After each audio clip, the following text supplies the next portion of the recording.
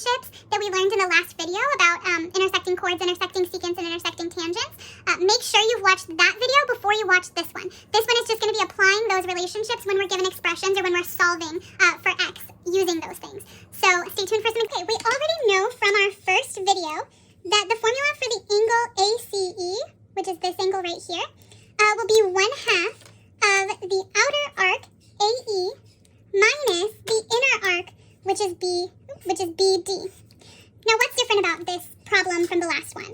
You'll notice that we actually have the measure of the angle, and we're missing the measure of one of the arcs. To solve for x here, all we need to do is substitute in our values. We know angle ACE measures 28 degrees. We're going to keep the formula. AE is 98 degrees.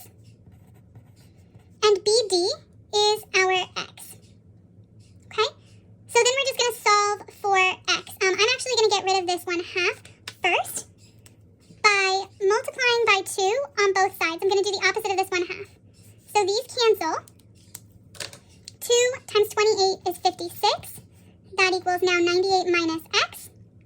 I'm going to subtract 98 from both sides. Those cancel. We're left with negative 42 on this side and a negative x. Negative, negative. We can divide by -1 on both sides, or just get rid of those negative signs. And x is going to equal 42 degrees. So this inner arc right here measures 42 degrees. Okay, second example is the same idea, but now we have a little bit more complex expressions. Our first goal here is going to be to solve for x. To do that, we're actually going to consider the whole arc measure of a circle. We know that that is 360 degrees. Now we're going to add these two expressions because together, arc QS and arc QRS, that major arc, make up the whole circle. I'm going to use this as my scratch paper.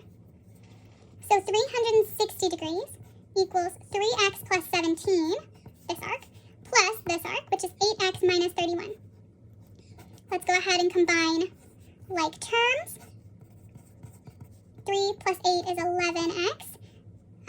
Negative 31 and positive 17 is going to leave us with a negative 14.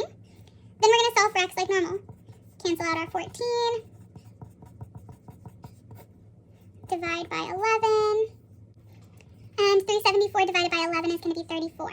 So x equals 34. It's not an angle measure. Remember back to when we were doing regular polygons. It's just a value. So there's no unit. Now we want to find arc QS. All we have to do is substitute in our 34.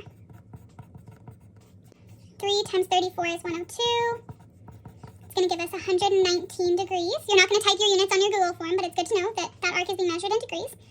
Finally, we want to find TQS. All we need to do is take this arc and divide it by 2.